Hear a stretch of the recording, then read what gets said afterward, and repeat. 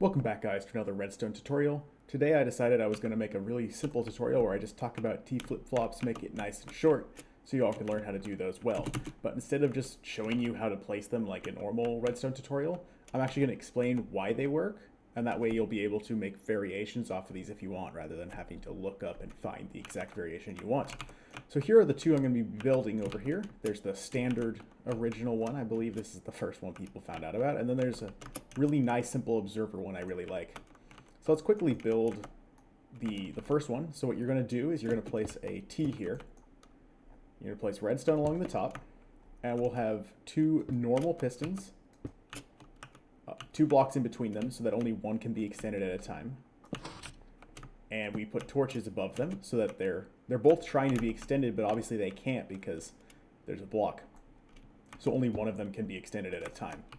And now what we can do is we can pass power through this block so that when the block is on this side, it powers this repeater.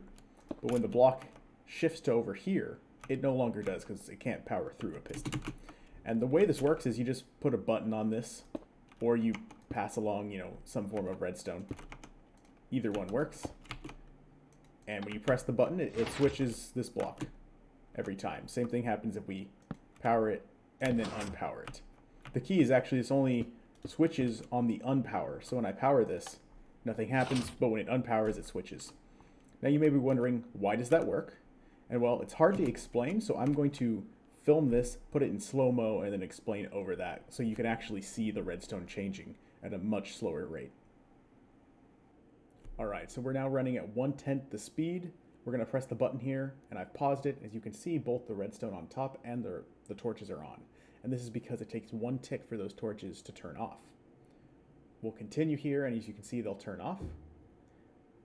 You might be wondering, why is that right piston still extended? Well, that's because now that it's extended, it takes up 2 blocks, and it's being powered by that powered redstone on top because it's directly over it. So until that powered redstone turns off, the right one will stay extended. Now it's going to turn off, as you can see, and the right one starts retracting. I've paused it again, and because it's retracting, and it's still in the process of retracting, the left piston will be able to extend first when the torches turn back on. And that's why it flops. The left one has the ability to push the block first before the right one does, because the right one is still in the process of retracting. Alright, so that's how this works.